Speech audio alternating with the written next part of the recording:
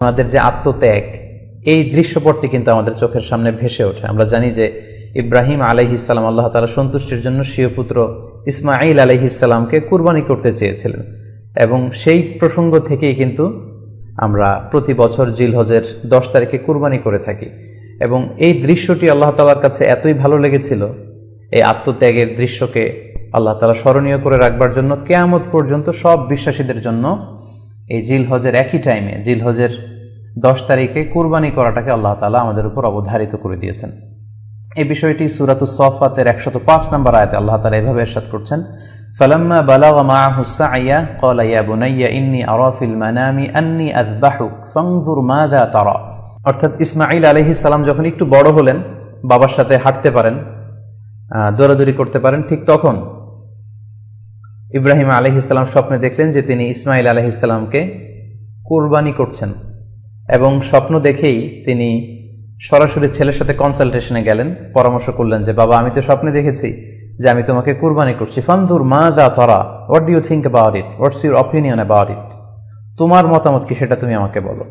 তখন সাইয়েদনা ইসমাঈল আলাইহিস সালাম অত্যন্ত সাহসিকতার সাথে বলিষ্ঠ একটি জবাব দিয়েছিলেন, সেটাও আল্লাহ তাআলা কোরআনে সরাসরি কোট করেছেন। তিনি বলেছিলেন, ক্বালা ইয়া আবাতি ফাআল মা তু'মার সাতাজিদুনি ইনশাআল্লাহু মিনাস সাবিরিন। অর্থাৎ, হে আমার সম্মানিত পিতা, আপনি যেমনটি স্বপ্নে দেখেছেন, আল্লাহ তাআলা আপনাকে যেমন আদেশ করেছে আপনি ঠিক তেমনটিই করুন, আপনি ভয় পাবেন না, ইনশাআল্লাহ আপনি আমাকে ধৈর্যশীলদের অন্তর্ভুক্ত পাবেন। একটু কি কল্পনা করা যায় যে সাইয়েদনা ইসমাঈল আলাইহিস সালাম ছোট্ট শিশু, তিনি যখন শুনলেন যে বাবা তাকে কুরবানি করবে, জবাই করবে, তার প্রত্যুত্তরে তিনি বলেছিলেন, বাবা, আমি ভয় পাচ্ছি না, আমি আপনাকে নিয়ে চিন্তিত, আপনি ভয় পাবেন না, বরং আপনি যা আদিষ্ট হয়েছেন আপনি তাই করেন। কারণ নবীরা যখন স্বপ্নে কিছু দেখে, সেটা সাধারণ মানুষের মতো স্বপ্ন নয়, সেটা ওহী, সেটা আল্লাহর পক্ষ থেকে আদেশ। তো আপনি আমাকে ধৈর্যশীল পাবেন, আপনি ভয় পাবেন না। সাইয়েদনা ইব্রাহিম আলাইহিস সালাম ইসমাঈল আলাইহিস সালামকে কুরবানি করতে শুরু করলেন, জবাই করতে শুরু করলেন। আল্লাহ তাআলার কাছে দৃশ্যটি এত ভালো লাগলো, আল্লাহ তাআলা সাইয়েদনা জিবরাইল আলাইহিস সালামকে দিয়ে জান্নাত থেকে একটি বকরি বা মেষ পাঠিয়ে দিলেন। সাইয়েদনা ইসমাঈল আলাইহিস সালামকে ছুরির নিচ থেকে সরিয়ে ফেলা হলো, আর সেখানে ইসমাঈল আলাইহিস সালামের পরিবর্তে একটি জান্নাত থেকে আনা বকরি বা ছাগলকে সেখানে কুরবানি করা হলো। আল্লাহ তাআলা বললেন, কদ সাদ্দাকতা রুইয়া, ইব্রাহিম, তুমি তো তোমার স্বপ্নকে সত্যায়ন করেছো, বাস্তবে রূপান্তরিত করেছো, তুমি তো এই কঠিন পরীক্ষায় সফলতার সাথে উত্তীর্ণ হয়েছ।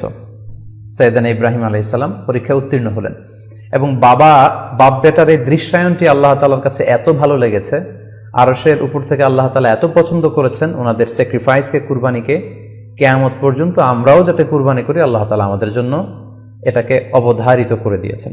সম্মানিত শুধু এখানে আমাদের জন্য সবচেয়ে বড় যে শিক্ষণীয় বিষয়, সেটি হচ্ছে সাইয়েদনা ইব্রাহিম আলাইহিস সালামের ঔরসে যখন ইসমাঈল আলাইহিস সালাম আসে, তখন তাফসীর এসেছে ইব্রাহিম আলাইহিস সালামের বয়স ছিল 86 বছর। Could you imagine that? 86 বছর বয়সে যখন একটা সন্তান আল্লাহ তাআলা ওনাকে দান করলেন, আল্লাহ তাআলা বললেন যে সেই সন্তানকে তুমি জবাই করো। আমরা অনেক দম্পতির কথা জানি, তাদের সন্তান হয় না, 15 বছর, 20 বছর, 25 বছর পর অনেক সময় তাদের সন্তান হয়। সেই সন্তানটাকে তারা কত পছন্দ করে, সেই বাচ্চাটাকে তারা কত আদর করে। তো 86 বছর বয়সে আল্লাহ তাআলা ইসমাঈল আলাইহিস সালামকে দান করেছিলেন। এই আদরের সন্তানটাকে আল্লাহ তাআলা বলেন, তুমি কুরবানি করো। কারণ এই বয়স্ক অবস্থায় যখন ইব্রাহিম আলাইহিস সালাম ইসমাঈল আলাইহিস সালামকে পেয়েছিলেন, তখন তিনি হৃদয়টাকে উজাড় করে দিয়ে নিজের ছেলেটাকে ভালোবাসতে শুরু করলেন, এবং হৃদয়ের ভালোবাসার জায়গাটার মধ্যে যে সিংহাসন, সেই সিংহাসনে তিনি ইসমাঈলকে বসিয়েছিলেন। আল্লাহ তাআলা চেয়েছিলেন যে ইসমাঈলকে সেখান থেকে সরিয়ে ওই ভালোবাসার সিংহাসনের জায়গাটাতে তুমি যেন আল্লাহ তাআলাকে স্থান দাও, এবং সেই পরীক্ষাটাই তিনি বেসিক্যালি সাইয়েদনা ইব্রাহিম আলাইহিস সালামের কাছ থেকে করেছিলেন, এবং সেই পরীক্ষায় সাইয়েদনা ইব্রাহিম আলাইহিস সালাম সফলতার সাথে উত্তীর্ণ হয়েছিলেন। অর্থাৎ আল্লাহ চেয়েছিলেন যে তোমার হৃদয়ের ভালোবাসার সবচাইতে বড় জায়গাটা হচ্ছে ইসমাঈলের, তোমার পুরো হৃদয়টা জুড়ে আছে ইসমাঈল। আমি চাই তুমি আমার সন্তুষ্টির জন্য এই ইসমাঈলকে বিলিয়ে দাও, এই ইসমাঈলকে কুরবানি করে দাও। সম্মানিত শুধু এই স্টোরিটা থেকে আমাদের জন্য শিক্ষা হচ্ছে যে সাইয়েদনা ইব্রাহিম আলাইহিস সালামের হৃদয়ের সবচাইতে পছন্দনীয় বিষয়টা ছিল ইসমাঈল। তিনি ইসমাঈল আলাইহিস সালামকে, নিজের ছেলেকে বেশি পছন্দ করতেন। ইব্রাহিম আলাইহিস সালামের হৃদয়ে যেমনি ইসমাঈল ছিল, আমাদের প্রত্যেকের হৃদয়ে কিন্তু এরকম এক একটা ইসমাঈল আছে, কল্পিত ইসমাঈল, রূপক ইসমাঈল। আমাদের কারো হৃদয়ের ইসমাঈল হচ্ছে আমাদের টাকা পয়সা, আমাদের কারো হৃদয়ের ইসমাইল হচ্ছে আমার ব্যাংক ব্যালেন্স, আমাদের কারো হৃদয়ের ইসমাইল হচ্ছে আমার দামি গাড়ি, আমাদের কারো হৃদয়ের ইসমাইল হচ্ছে আমাদের যশ খ্যাতি, আমাদের ক্ষমতা প্রতিপত্তি। এগুলো আল্লাহ তাআলা চান আমাদের প্রত্যেকের যার যার হৃদয়ের ইসমাইল যেটা, সেটাকে আমরা আল্লাহ তাআলার সন্তুষ্টির জন্য উৎসর্গ করতে পারবো কিনা, আল্লাহ তাআলার খুশির জন্য সেরেফ শুধুমাত্র আল্লাহ তাআলার জন্য আমার হৃদয়ের ইসমাইলটাকে আমি স্যাক্রিফাইস করতে পারবো কিনা। এই শিক্ষাটা দেওয়ার জন্যই বেসিক্যালি আল্লাহ তাআলা এই কুরবানিকে আমাদের জন্য প্রেসক্রাইব করেছেন। আল্লাহ তাআলা চান যে আমাদের হৃদয়ের পুরো জায়গাটা জুড়ে যেন আল্লাহ তাআলার সন্তুষ্টি, আল্লাহ তাআলার ভালোবাসা, আল্লাহকে যে আমরা ফিল করি, আল্লাহকে যে আমরা ভয় পাই, সেই জায়গাটাতে যেন আমরা আল্লাহ তাআলাকে রাখতে পারি। এটাই মূলত আল্লাহ তাআলা আমাদের কাছ থেকে চান। এবং আমাদের জীবনের সব কাজগুলোই হবে শুধুমাত্র কেবলমাত্র আল্লাহ তাআলার সন্তুষ্টির জন্য। এজন্য বিশ্বনবী সাল্লাল্লাহু আলাইহি ওয়াসাল্লামকে কিন্তু আল্লাহ রাব্বুল আলামিন শিখিয়ে দিয়েছেন যে কুল ইন্না সলাতি ওয়া নুসুকি ওয়া মাহইয়ায়া ওয়া মামাতি লিল্লাহি রাব্বিল আলামিন। হে নবী, আপনি বলুন যে আমার নামাজ, আমার কুরবানি, আমার জীবন, আমার মরণ সবটাই তো আল্লাহর জন্য। তাই আমাদের হৃদয়ে যদি আমরা আল্লাহকে স্থান দিতে পারি, আমাদের সব কিছু, সাইয়েদনা ইব্রাহিম আলাইহিস সালাম যেমনি নিজের প্রিয় পুত্র সন্তানকে কুরবানি করেছিলেন, ঠিক তেমনিভাবে আমাদের হৃদয়ের ইসমাইলটাকেও যদি আমরা আল্লাহ সন্তুষ্টির জন্য স্যাক্রিফাইস করতে পারি, কুরবানি করতে পারি, তাহলেই কিন্তু এই কুরবানির শিক্ষাটা আমাদের জন্য বাস্তবায়িত হবে বা সফল হবে। এবং এই শিক্ষাটা দেওয়ার জন্য আল্লাহ তাআলা এই কুরবানির বিধানকে আমাদের জন্য জারি করেছেন যে আমাদের হৃদয়ে শুধু আল্লাহ তাআলার ভয় থাকবে। এবং এই যে আমরা কুরবানি করবে, কুরবানির রক্ত, গোশত, চামড়া কোনোটাই কিন্তু আল্লাহ তাআলার কাছে পৌঁছে না, পৌঁছে হচ্ছে আমাদের হৃদয়ের ভয়, তাকওয়াটা আল্লাহ তাআলার কাছে পৌঁছে। সূরাতুল হজ্জের 37 নম্বর আয়াতে আল্লাহ বলছেন লা ইয়ানালাল্লাহা লুহুমুহা ওয়ালা দিমাউহা ওয়ালাকি ইয়ানালুহুত তাকওয়া মিনকুম। এই কুরবানির রক্ত, কুরবানির গোশত এগুলো তো আল্লাহর কাছে পৌঁছে না, আল্লাহর কাছে পৌঁছে হচ্ছে তোমাদের তাকওয়া। আমরা কতটা ইখলাসের সাথে, কতটা আন্তরিকতার সাথে, কতটা আনুগত্যের সাথে আমাদের সম্পদ, আমাদের নিজেদেরকে আমরা আল্লাহর কাছে সোপর্দ করতে পেরেছি, আমরা কতটা আল্লাহর সমর্পিত বান্দা হতে পেরেছি, এটাই হচ্ছে এই কুরবানির শিক্ষা, যেটা সাইয়েদনা ইব্রাহিম আলাইহিস সালাম গোটা বিশ্ববাসীর জন্য নিদর্শন এই ঘটনার মধ্য দিয়ে কিন্তু আমাদের জন্য রেখে গিয়েছেন। তাই আমরা এই কুরবানির মধ্য দিয়ে এটা যেন ফিল করি যে আমাদের সবটুকুন আমরা আল্লাহর জন্য বিলিয়ে দিতে প্রস্তুত আছি। সম্মানিত, শুধু এই কুরবানির দিনে ইয়ামুন নাহারে বা 10 জিলহজে আমরা যে কুরবানি উদযাপন করবো, ঈদুল আজহা উদযাপন করব, এই দিনের সবচাইতে প্রিয় আমল হচ্ছে আল্লাহ তাআলার কাছে পশু জবাই করে, যেটা আমরা বলেছি ইব্রাহিম আলাইহিস সালামের সেই ঘটনার, সেই দৃশ্যায়নের পুনরাবৃত্তি। আল্লাহ তাআলা সেটা দেখতে চান, আমরা পশু জবাই করে রক্ত প্রবাহিত করে দেয়, এটা আল্লাহ তাআলার কাছে খুবই পছন্দনীয়। সুনানে তিরমিজিতে এসেছে, আয়েশা রাদিয়াল্লাহু তাআলা আনহা থেকে বর্ণিত, তিনি বলেন আন্না রাসূলুল্লাহ সাল্লাল্লাহু আলাইহি ওয়াসাল্লাম ক্বাল, আল্লাহ রাসূল সাল্লাল্লাহু আলাইহি ওয়াসাল্লাম বলেছেন মা আমিলা আদামিয়ুন মিন আমালিন ইয়াউমান নাহার আহাব্বা ইলাল্লাহি মিন ইহরাকিদ দাম। অর্থাৎ ইয়াউমুন নাহারে 10 জিলহজে পশুর কুরবানি দিয়ে সে পশুর রক্ত প্রবাহিত করে দেওয়ার চেয়ে শ্রেষ্ঠ কোনো আমল আল্লাহর কাছে হতে পারে না, এর চেয়ে কোনো প্রিয় আমল আল্লাহর কাছে নেই। তার মানে কুরবানির দিনে সবচাইতে প্রিয় আমল, আল্লাহর কাছে পছন্দনীয় আমল হচ্ছে কুরবানি করা। তাই আমাদের যাদের সাধ্য আছে আমরা যেন বেশি বেশি কুরবানি করি।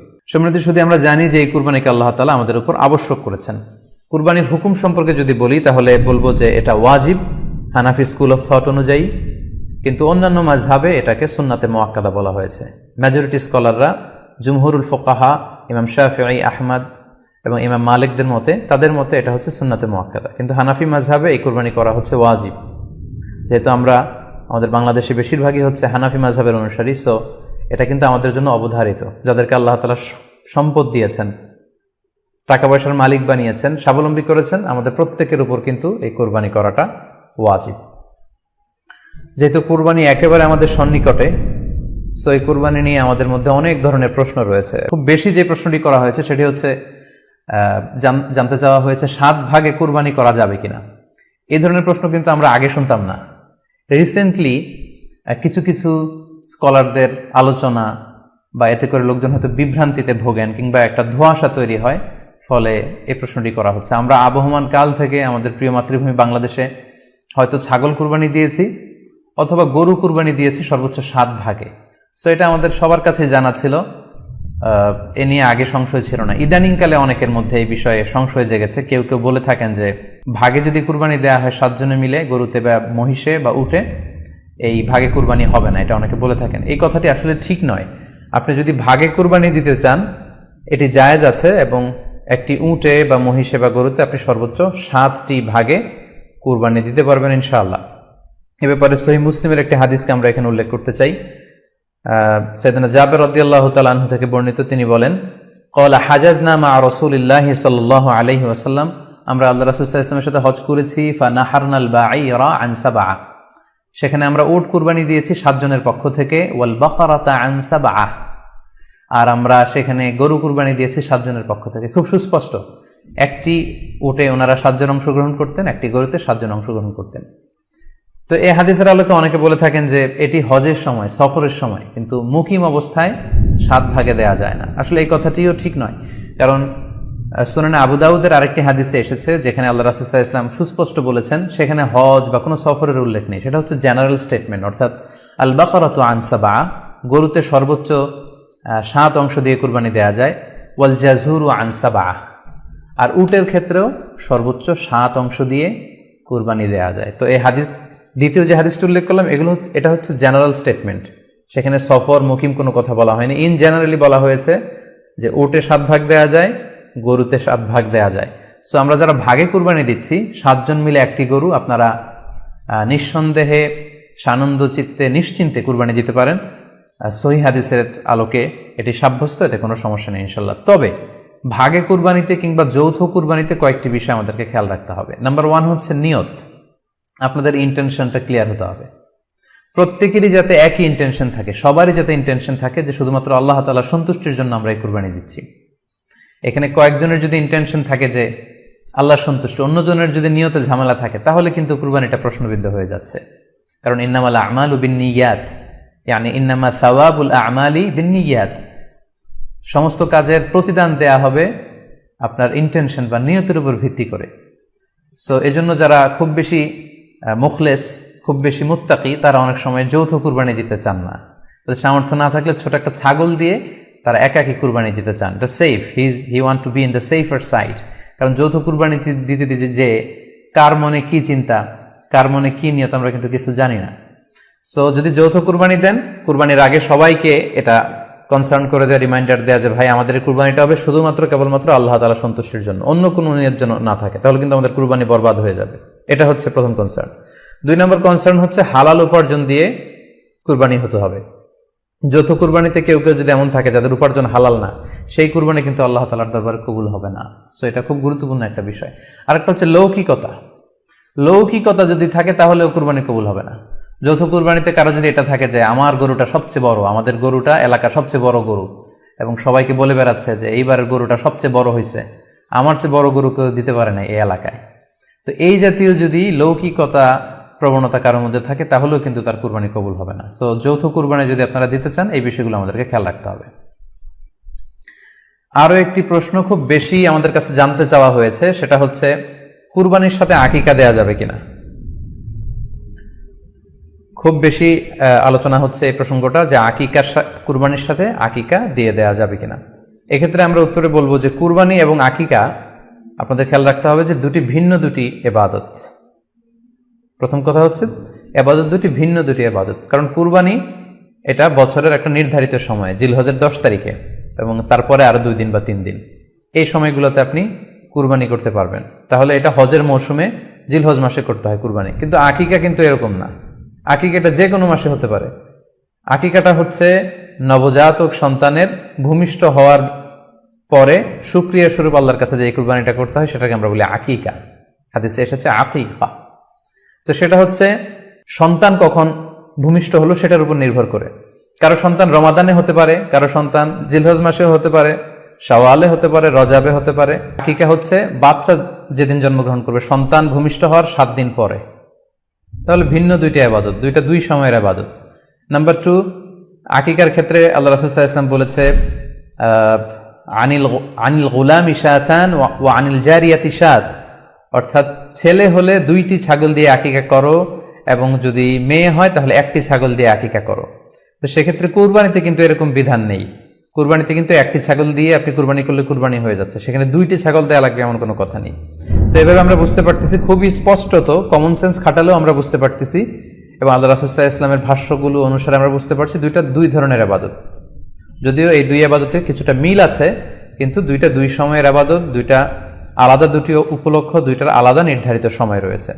যেমন আকিকার ক্ষেত্রে সুন্নাহ হচ্ছে বাচ্চা যেদিন জন্মগ্রহণ করবে তার 7ম দিন শেষে 7 দিন পরে আপনি আকিকা করবেন। আল্লাহ রাসূল সাল্লাল্লাহু আলাইহি ওয়াসাল্লাম বলেছেন, কুল্লু গুলামিন মুরতাহানুন বিআকিকাতিহি তুযবাহু আনহু ইয়াওমা সাবিহি।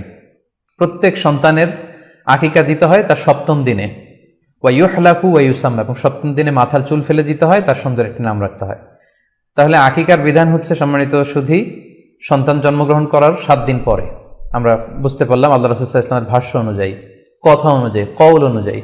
এবার যদি আমরা আল্লাহ রাসূল সাল্লাল্লাহু আলাইহি ওয়াসাল্লামের আমল দেখি, ওনার ব্যক্তিগত আমল কি ছিল, সেক্ষেত্রে আমরা সহিহ ইবনে হিব্বানের একটি হাদিস উল্লেখ করব, যেটিকে ইবনে হাজার আল আসকালানি উনি ওনার ফাথুল বারিতে সহিহ হিসেবে উল্লেখ করেছেন। আয়েশা রাদিয়াল্লাহু তাআলা আনহার বর্ণনা, তিনি বলেন যে আক্কা রাসূলুল্লাহ সাল্লাল্লাহু আলাইহি ওয়াসাল্লাম আনিল হাসানি ওয়াল হুসাইনি ইয়াউমা সাবিঈ ওয়া সাম্মাহুমা। আল্লাহ রাসূল সাল্লাল্লাহু আলাইহি ওয়াসাল্লাম নিজে ওনার দৌহিত্র অর্থাৎ ওনার নাতি হাসান এবং হুসাইনের আকিকা নিজে করেছেন 7ম দিনে, এবং 7ম দিনে তাদের নাম রেখেছেন। একজনের নাম রেখেছেন হাসান, আরেকজনের নাম হুসাইন। অর্থাৎ হাসান রাদিয়াল্লাহু আগে জন্মগ্রহণ করেছিলেন, ওনার চেয়ে ছোট ছিল হুসাইন, উনি পরে জন্মগ্রহণ করেছেন। তো ওনাদের জন্মের পরে 7 দিন পরে আল্লাহ রাসূল সাল্লাল্লাহু আলাইহি ওয়াসাল্লাম ওনাদের আকিকা দিয়েছিলেন, এবং 7ম দিনে উনি আকিকাও দিয়েছেন এবং তাদের নামও রেখেছেন। তাহলে আল্লাহ রাসূল সাল্লাল্লাহু আলাইহি ওয়াসাল্লামের কওলি হাদিস, ওনার ভাষ্যমতে আমরা জানলাম উনি বলেছেন 7ম দিনে আকিকা দিতে হয়, এবং ওনার ব্যক্তিগত আমল থেকে আমরা জানতে পারলাম যে উনি ওনার 2 নাতির আকিকা দিয়েছেন 7ম দিনে এবং নাম রেখেছেন। তাহলে এ থেকে আমরা সুস্পষ্ট বুঝতে পারি যে আকিকা দিতে হয় সন্তান জন্মগ্রহণ করার 7 দিন পর, 7ম দিনে। যদিও তবারানিতে আরেকটি হাদিস এসেছে যেখানে বলা হয়েছে যে আকিকা 7ম দিনেও দেয়া যায়, 14তম দিনে দেয়া যায়, 21তম দিনে দেয়া যায়। যদি 7ম দিনে কেউ দিতে না পারে কোনো কারণে, তাহলে 14তম দিন, না পারলে 21তম দিন। তাহলে সুস্পষ্টভাবে উল্লেখ আছে যে আকিকার সময়সীমা 7ম দিনের কথা আমাদেরকে বলা হয়েছে। তো সেক্ষেত্রে আপনার সন্তান জন্মগ্রহণ করলে আপনি শুকরিয়া স্বরূপ কুরবানি করবেন, আত্মীয় স্বজনকে খাওয়াবেন, আকিকার গোশত নিজেরাও খাবেন।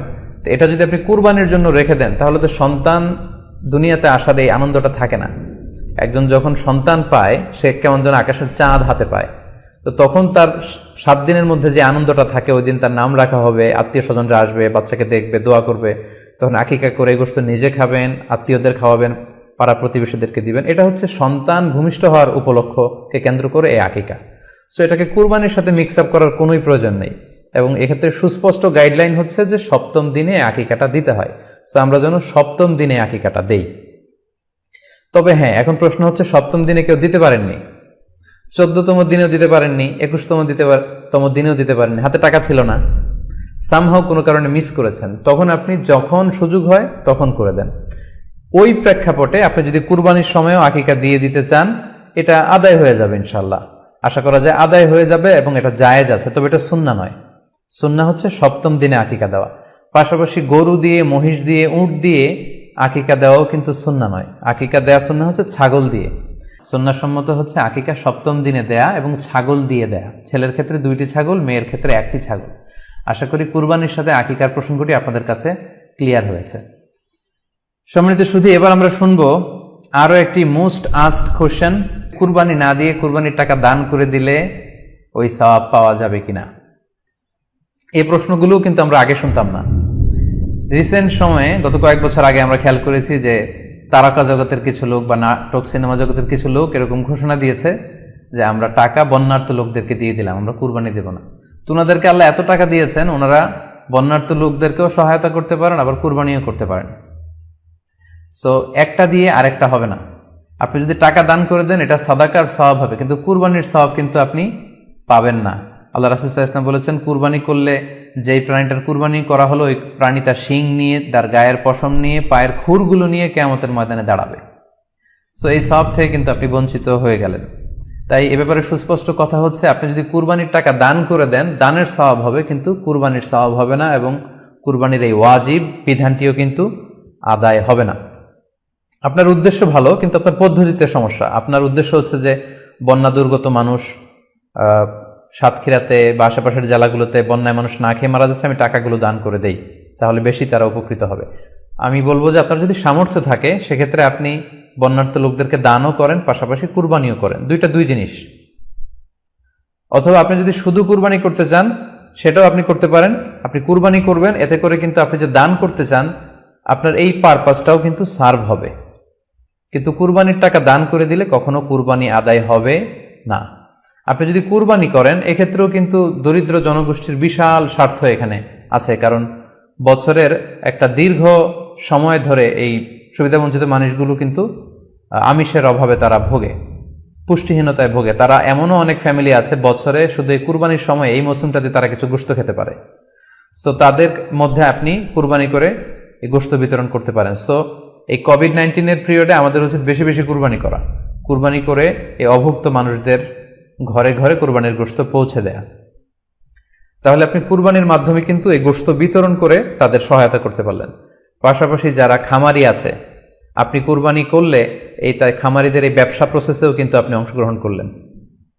আপনি তাদের ব্যবসাতে, আল্লাহ তাআলা সুদকে হারাম করেছেন, ব্যবসাকে হালাল করেছেন, তাহলে ব্যবসার মতো একটা চমৎকার কাজেও আপনি সহায়তা করলেন কুরবানির মধ্য দিয়ে। আরও একটা গুরুত্বপূর্ণ বিষয় হচ্ছে, আমাদের গ্রাম বাংলায় কিন্তু আমাদের অনেক গরিব লোকজন আছে বা মা বোনেরা আছে যারা সারা বছর ব্যাপী ছাগল পালে এই আশায় যে কুরবানির সময় ছাগলটাকে বিক্রি করবে, অথবা গরু পালে। গ্রামগঞ্জে অনেক পরিবার আছে যে বছর শেষে কুরবানির সময় আসলে তারা এটা ভালো দামে বিক্রি করবে এবং সেই টাকা দিয়ে সারা বছর চলবে। সো আপনি যদি কুরবানি করেন তাহলে ওই প্রান্তিক জনগোষ্ঠীকেও কিন্তু সহায়তা করা হলো। পাশাপাশি কুরবানির এই সময়গুলোতে হাজার হাজার কসাইদের একটা জীবিকার ব্যবস্থা হয়। তারা গরু জবাই করে, চামড়া খোলে, গোশত কাটে। তো এই কুরবানির দিনগুলোতে কিন্তু হাজার হাজার কসাইদের হালাল জীবিকার একটা ব্যবস্থা হয়। কসাইরা কিন্তু কোটিপতি হয় না। সো আপনি এই কুরবানির প্রসেসটাকে যদি আরো বেশি প্রমোট করেন তাহলে এই কসাইদেরও কিন্তু একটা রিজিকের ব্যবস্থা হচ্ছে। আরো ইন্টারেস্টিংলি, কুরবানির যে চামড়া, পশুর যে চামড়া, এই চামড়াগুলো কিন্তু ইয়াতিমের হক, গরিবদের হক। সো আপনি কুরবানির চামড়া বিক্রি যদি করে দেন, চামড়া চাইলে আপনি ব্যবহার করতে পারেন, অথবা বিক্রি করলে এটা কিন্তু ইয়াতিমখানাতে, মাদ্রাসাগুলোতে, অভাবী মানুষদেরকে এই দামটা কিন্তু দিয়ে দিতে হয়। ফলে কুরবানির এই চামড়া থেকে কিন্তু মাদ্রাসাগুলো বা ইয়াতিম ছাত্রছাত্রীরা উপকৃত হচ্ছে। তাহলে এখানে অনেক বিষয় জড়িত। যদিও বর্তমান সময়ে চামড়া শিল্প ধ্বংস করার একটা বিশাল পায়তারা চলছে, চামড়ার দাম পড়ে যাচ্ছে। তা আমরা যদি কুরবানি না দেই আমাদের চামড়া শিল্প হুমকির মুখে পড়বে। এবং এই যে হাজার হাজার মাদ্রাসা এবং এতিমখানা আছে যাদের একটা বড় ইনকামের বা আয়ের উৎস হচ্ছে কুরবানির সময় এই চামড়ার টাকা। সো মানে with all this discussion it seems that through sacrifice you can contribute more. আপনি যদি কুরবানি করেন এবং এটা যদি বেশি বেশি করেন তাহলে আপনি যে চাচ্ছেন অসহায় মানুষদেরকে সহায়তা করতে, এটা আরো বেশি বেশি করা হলো, বেশি বেশি করা হলো। তাদেরকে গোশত বিতরণ করে আপনি সহায়তা করলেন, খামারিদেরকে ব্যবসার ক্ষেত্রে সহযোগিতা করলেন, গ্রামের যে নারীরা ছাগল পাললো, গরু পাললো তাদের সহায়তা করলেন, কসাইদের হালাল জীবিকার জন্য সহযোগিতা করলেন, মাদ্রাসার ইয়াতিম ছাত্রদেরকে আপনি সহায়তা করলেন। সো আমি বলবো যে কখনো এই ভুল সিদ্ধান্ত নেবেন না যে কুরবানির টাকা আমি দান করে দেবো। না, আপনি কুরবানি করবেন, এতে আপনার কুরবানির ওয়াজিবও আদায় হবে, গরিবদেরকে সহযোগিতাও করা হবে।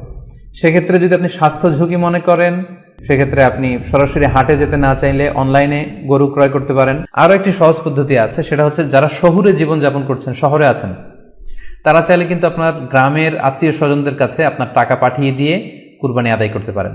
টাকা পাঠিয়ে দিলে তারা আপনার পক্ষ থেকে ছাগল বা গরু কিনে কুরবানি করে তারা গোশত খেয়ে উপকৃত হলো, আশেপাশের গরিব আত্মীয় স্বজনদের মধ্যে বিতরণ করে এই কুরবানির প্রক্রিয়াটা আদায় হলো। এটাও খুব সহজে কিন্তু করা যেতে পারে। আর কুরবানির ক্ষেত্রে প্রতিনিধিত্ব জায়েজ আছে। অন বিহাফ অফ ইউ অন্য কেউ আপনার পক্ষ থেকে কুরবানি করতে পারবে, আপনি টাকা দিয়ে দিলেই হলো।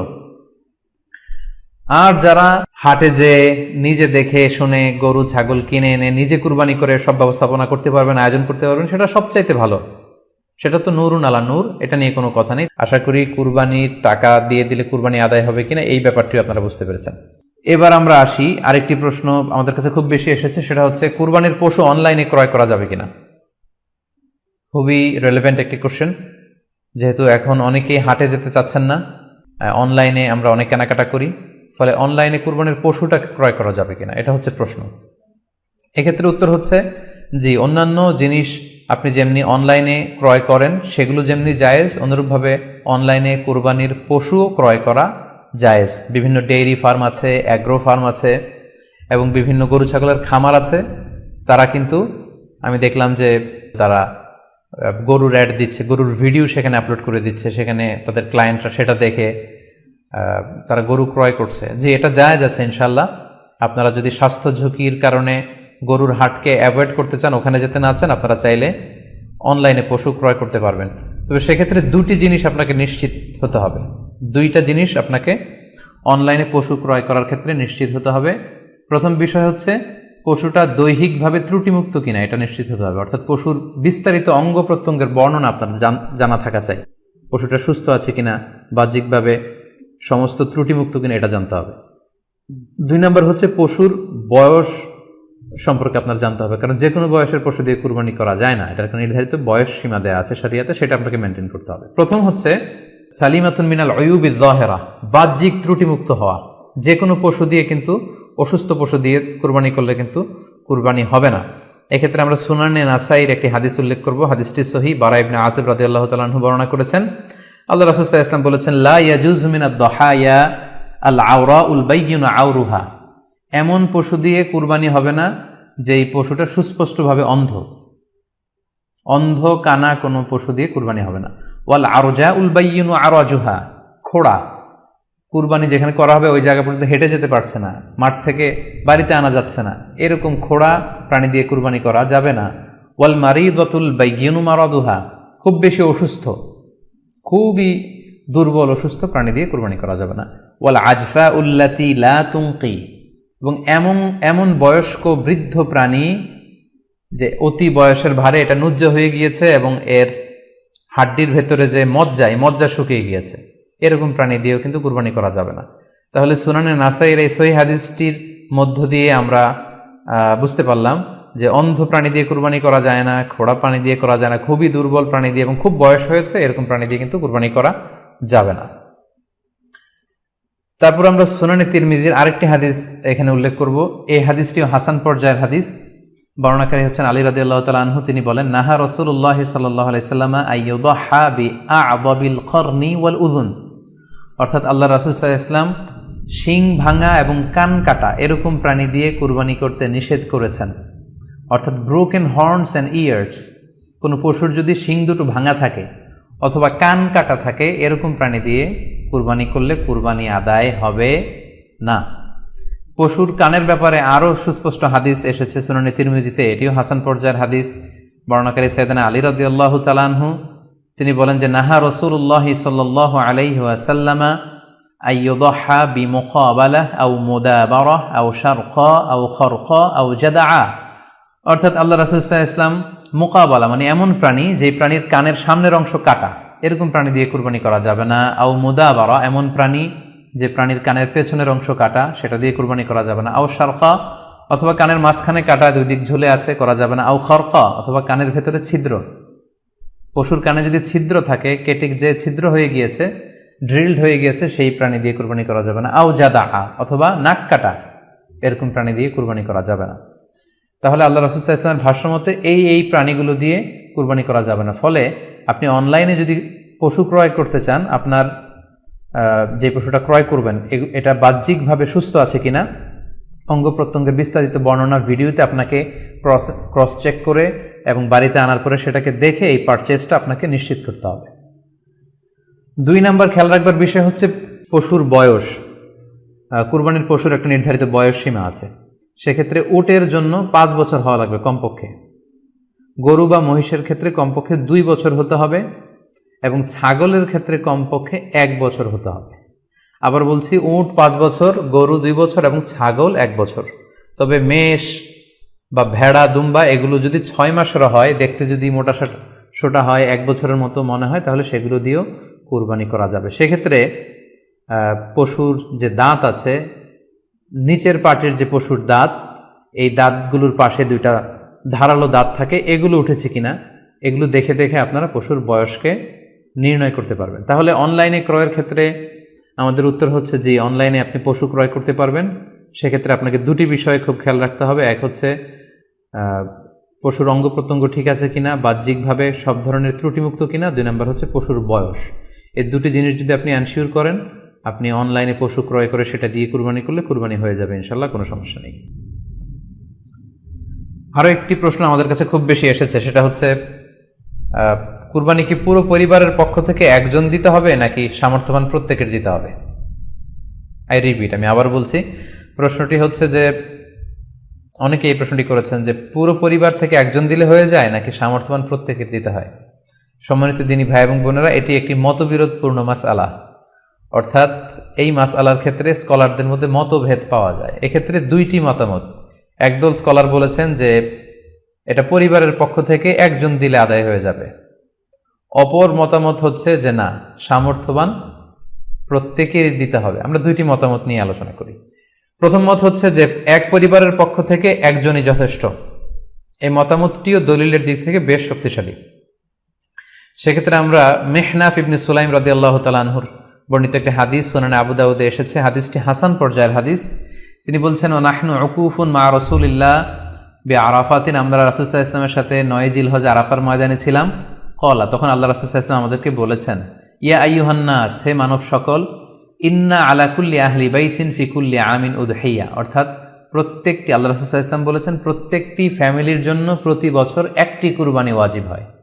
আমি আবার বলছি, প্রত্যেক ফ্যামিলির জন্য প্রতি বছর কুরবানি দিতে হয় কয়টি? একটি। তাহলে কুরবানি পরিবারের পক্ষ থেকে একটি দিলেই আদায় হয়ে যাবে। সুনানি তিরমিজির আরো একটি হাদিস আমরা এখানে উল্লেখ করতে পারি। এই হাদিসটিও সহিহ। সাইয়েদনা আতা ইবনে ইয়াসার রাদিয়াল্লাহু তাআলা আনহু, উনি আবু আইয়ুব আল আনসারী রাদিয়াল্লাহু তাআলা আনহুকে জিজ্ঞেস করেছিলেন যে কাইফা কানাতিল উদহিয়া ফি আহদি রাসূলিল্লাহ, হে আল্লাহর নবীর সাহাবী, আল্লাহ রাসূল সাল্লাল্লাহু আলাইহি ওয়াসাল্লামের জামানাতে কুরবানি কেমন হতো, কিভাবে তারা কুরবানি দিতেন? তো আবু আইয়ুব আল আনসারী রাদিয়াল্লাহু তাআলা আনহু উনি বলেছেন, কানা রাজুলু ইউদাহি বিশাতি আনহু ওয়া আন আহলিহি, আল্লাহ রাসূল সাল্লাল্লাহু আলাইহি ওয়াসাল্লামের সময়কালে লোকজন একটি ছাগল কুরবানি দিত তার পক্ষ থেকে এবং তার ফ্যামিলির পক্ষ থেকে। আনহু ওয়া আন আহলিহি, তার নিজের পক্ষ থেকে এবং ফ্যামিলির পক্ষ থেকে। অর্থাৎ এই হাদিসগুলোর আলোকে বোঝা যায় যে পুরো পরিবারের পক্ষ থেকে একজন কুরবানি দিয়ে দিলেই আদায় হয়ে যাবে। স্বামীও চাকরি করেন, স্ত্রীও চাকরি করেন, স্বামীরও টাকা আছে, স্ত্রীর টাকা আছে, দুইজনের আলাদা করে দিতে হবে না। স্বামী যদি একটা ছাগল কুরবানি দিয়ে দেয় তাহলে স্ত্রীর পক্ষ থেকে, পুরো ফ্যামিলির পক্ষ থেকে কুরবানি আদায় হয়ে যাবে। এই হাদিসগুলোর আলোকে বোঝা গেল। দ্বিতীয় আরেকটি মত আছে, সেই মতটি হচ্ছে প্রত্যেক সামর্থ্যবানের উপর ওয়াজিব। এটি ইমাম আবু হানিফার মত এবং আমাদের বাংলাদেশে এটিরই প্রচলন হয়ে এসেছে। আমরা এই মতামতটিকেই বেশি আমরা শুনে থাকি সব জায়গায়, যে যারাই সামর্থ্যবান প্রত্যেকের আলাদাভাবে দিতে হয়।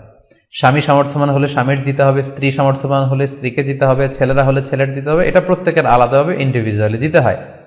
এবং সেক্ষেত্রে ওনারা দলিল দিচ্ছেন সুনান ইবনু মাজার একটি হাদিস, হাদিসটি সহিহ, যেখানে আল্লাহ রাসূল সাল্লাল্লাহু আলাইহি ওয়াসাল্লাম বলেছেন, মান কানা লাহু সাআহ, যার সামর্থ্য আছে কিন্তু ওয়ালাম ইউদাহি, সামর্থ্য থাকার পরেও সে কুরবানি দেয় না, ফালা ইয়াকরাবান্না মুসাল্লানা, সেজন্য ঈদুল আজহার দিন আমার ঈদগাহে না আসে নামাজ পড়তে।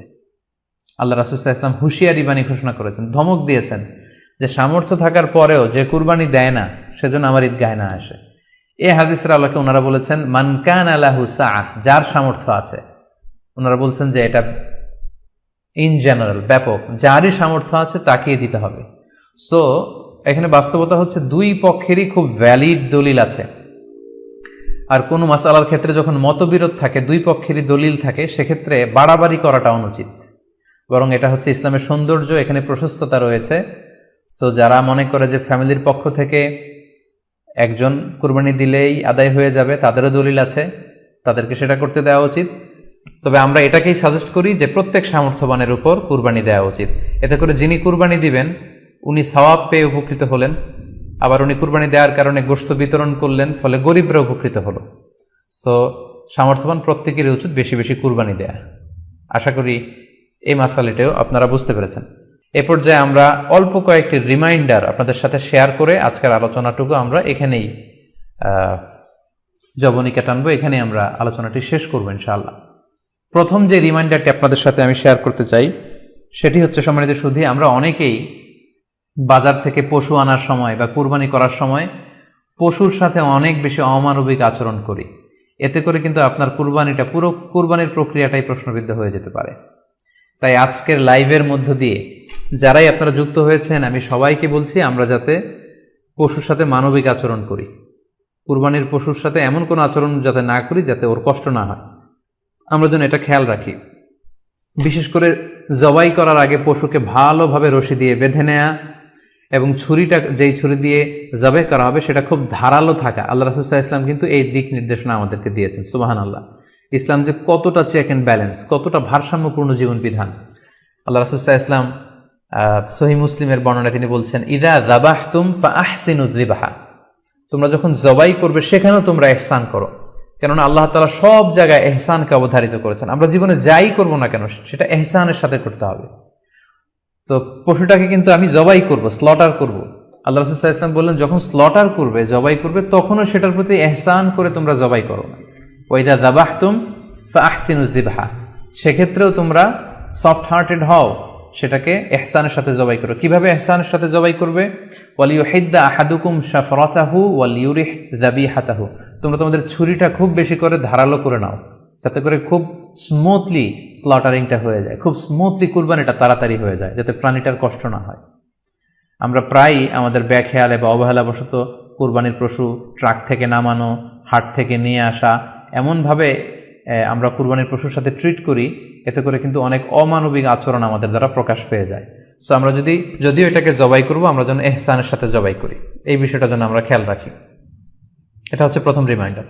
দ্বিতীয় রিমাইন্ডার হচ্ছে, আমাদের দেশে প্রায় এটা ঘটে, জবাই করার পরে অনেক কসাইরা তাড়াতাড়ি এই পশুটার দেহ থেকে প্রাণ বের হয়ে যাওয়ার জন্য ছোট ছুরি দিয়ে জবাই করা প্রাণীটার গলার মধ্যে খোঁচা মারতে থাকে, গলায় বারবার খোঁচা মারতে থাকে। এটা কিন্তু ঠিক না।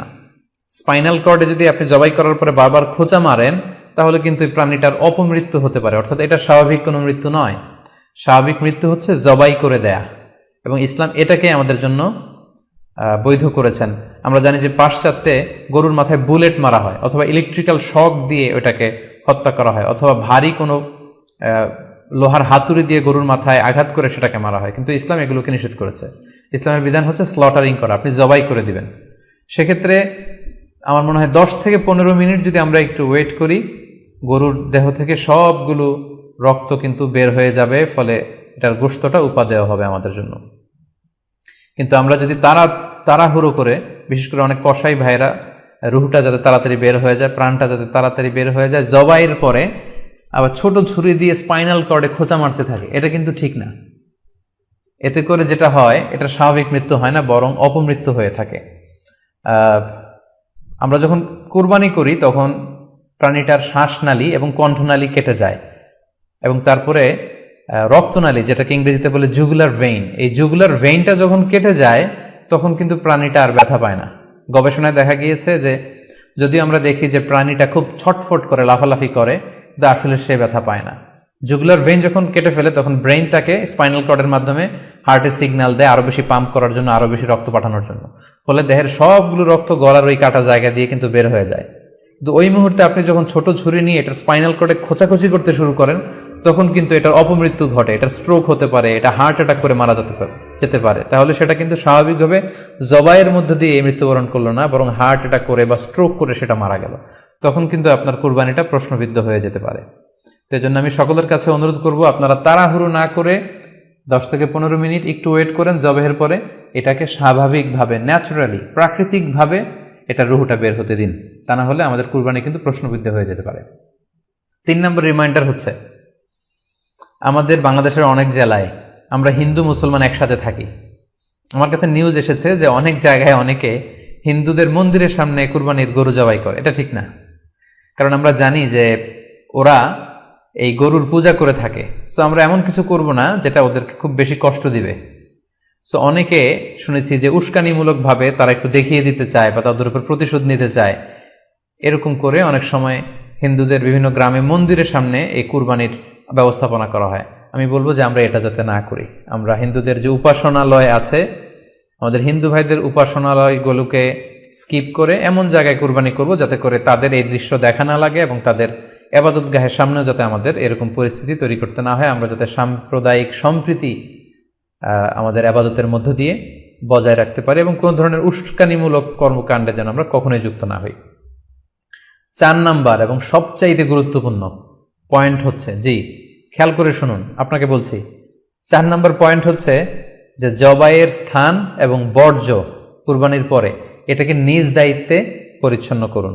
আই রিপিট, আমি আবার বলছি, যেখানে আপনি কুরবানি করলেন সেটাকে এবং এই যে বর্জ্য ময়লা, এটা নিজ দায়িত্বে আপনি ক্লিন করুন। সিটি কর্পোরেশনের ভাইয়েরা সরকারি তত্ত্বাবধানে সারা বাংলাদেশের এই সব বর্জ্য আসলে পরিষ্কার করা সম্ভব না। জরিপে এসেছে যে 50 লক্ষ গরু জবাই করা হয় প্রত্যেকটা কুরবানির ঈদে। তো সেক্ষেত্রে আমাদেরকে দায়িত্বশীল হতে হবে। কুল্লুকুম রাঈন ওয়া কুল্লুকুম মাসউলুন আন রাইয়াতিহি। আল্লাহ রাসূল সাল্লাল্লাহু আলাইহি ওয়াসাল্লাম বলেছেন, তোমরা প্রত্যেকে দায়িত্বশীল, আর তোমাদের প্রত্যেকের দায়িত্বের ব্যাপারে কিয়ামতের ময়দানে আল্লাহ তাআলা কিন্তু তোমাদেরকে জিজ্ঞেস করবে। তাই আমরা যেন নিজ দায়িত্বে এই কুরবানির করার স্থান এবং বর্জ্য যেন পরিষ্কার করি। ব্লিচিং পাউডার দিয়ে বেশি করে পানি মেরে আমরা যেন পরিষ্কার পরিচ্ছন্ন রাখি, কারণ আত-তুহুরু শাতরুল ঈমান, পরিষ্কার পরিচ্ছন্নতা এটা হচ্ছে ঈমানের অঙ্গ। এই বিষয়টা জানে আমরা খুব গুরুত্বের সাথে নেই এবং নিজ নিজ কুরবানি আমরা যেখানে দিলাম সেই জায়গাটা যেন আমরা পরিষ্কার করি। বিশেষ করে বিভিন্ন সংস্থা যারা অনেক অনেক কুরবানি করবেন, ভলান্টিয়ারলি বিভিন্ন কুরবানি করে কুরবানির গোশত বিতরণ করবেন, আপনারা এরকম ভলান্টিয়ারলি ক্লিনলিনেস ক্যাম্পেইন করতে হবে, যাতে কোনো ধরনের রক্ত, ময়লা, বর্জ্য, আবর্জনা না থাকে। এই ব্যাপারটাকে যেন আমরা খেয়াল রাখি। সর্বশেষ হচ্ছে, অনেকে জিজ্ঞেস করেন যে ফ্রিজে রাখা যাবে কিনা। জি, কুরবানির গোশত ফ্রিজে রাখা যাবে। ইবনে আব্বাস রাদিয়াল্লাহু তাআলা আনহুর মত অনুযায়ী 3 ভাগ করা উত্তম, তবে এটা আবশ্যক নয়। আপনি 1 ভাগ নিজে খাবেন, 1 ভাগ আত্মীয় স্বজন প্রতিবেশীদের দিবেন, আরেক ভাগ গরিব দুঃখীদের মাঝে বন্টন করে দিবেন, এটা উত্তম, কিন্তু এটা আবশ্যক নয়। পুরো গোশত যদি আপনার লেগে যায় আপনি ভোগ করতে পারেন, আর যদি আপনার কাছে অতিরিক্ত গোশত থাকে এটা আপনি আত্মীয়দের দান করুন, গরিব আত্মীয়দের আপনি উপহার দিন, গরিব মিসকিনদের, সুবিধা বঞ্চিত মানুষদেরকে আপনি এগুলো দান করুন। কারণ সূরাতুল হাজ্জের 28 নম্বর আয়াতে আল্লাহ তাআলা বলেছেন, ফাকুলু মিনহা ওয়া আত'ইমুল বাঈসাল ফাকির, তোমরা কুরবানির এই গোশত নিজেরাও খাও এবং অভাবী লোকদেরকে দাও। এবং সহিহ বুখারীতে আল্লাহ রাসূল সাল্লাল্লাহু আলাইহি ওয়াসাল্লামের একটি বর্ণনা, আল্লাহ রাসূল সাল্লাল্লাহু আলাইহি ওয়াসাল্লাম বলেছেন, কুলু ওয়া আত'ইমু ওয়াদাখিরু, অর্থাৎ কুরবানির গোশত তোমরা খাও, ওয়া আত'ইমু মানে অন্যদের খাওয়াও, ওয়াদাখিরু এবং তোমরা এটাকে প্রিজার্ভ করে রাখো বা জমা করেও রাখতে পারো। অর্থাৎ আপনি চাইলে ফ্রিজে রাখতে পারবেন, আপনি পরবর্তীতে খেতে চাচ্ছেন আপনি রাখতে পারবেন ইনশাআল্লাহ। সো উত্তম হচ্ছে 3 ভাগ করে 1 ভাগ নিজে খাওয়া, 1 ভাগ আত্মীয় স্বজনদের, প্রতিবেশীদের দেয়া এবং 1 ভাগ অভাবী, সুবিধা বঞ্চিত, গরিব মিসকিনদের মাঝে বন্টন করে দেয়া। এবং অবশ্যই অবশ্যই যাদের সামর্থ্য আছে আপনারা বেশি বেশি কুরবানি করুন, এবং এই কুরবানির মধ্য দিয়ে আমরা অনেক অনেক প্রান্তিক জনগোষ্ঠী, সুবিধা বঞ্চিত মানুষ, তাদের কাছে আমাদের সহায়তাগুলো পৌঁছে দিতে পারবো। সম্মানিত সুধী, আপনাদের সবাইকে আবারও শুকরিয়া জানাই, আপনাদের সবাইকে আবারও আন্তরিক শুভেচ্ছা এবং অভিনন্দন। আমরা কামনা করি যে আল্লাহ তাআলার কাছে আমরা ফরিয়াদ করি জিলহজ মাসের প্রথম 10 দিনের যে বারাকা, রাহমা, আমরা যেন নফল ইবাদত করে করে বেশি বেশি তাকবীর, তাহলিল দিয়ে এই দিনগুলো যেন মুখরিত রাখতে পারি, বেশি বেশি নফল ইবাদত করতে পারি, নফল রোজা রাখতে পারি। বিশেষ করে অবশ্যই আরাফার দিনের রোজা যাতে আমরা মিস না করি। গোটা মুসলিম উম্মার জন্য আমরা দোয়া করি যে এই ঈদুল আজহার উৎসব যাতে আমরা ভাব গাম্ভীর্যের সাথে ইবাদতের মধ্য দিয়ে, আনন্দ উৎসবের মধ্য দিয়ে পালন করতে পারি। আপনাদের সবার জন্য আমি দোয়া করছি, আমি নিজেও আপনাদের সবার কাছে দোয়া চাই। আল্লাহ তাআলা আপনাদের সবাইকে ভালো রাখুক, সুস্থ রাখুক, ঈমানের সাথে রাখুক। আপনারা শেয়ার করবেন বলে আশা করছি। সুবহানাকাল্লাহুম্মা ওয়া বিহামদিকা আশহাদু আল্লা ইলাহা ইল্লা আনতা আস্তাগফিরুকা ওয়া আতুবু ইলাইক। ওয়াসসালামু আলাইকুম।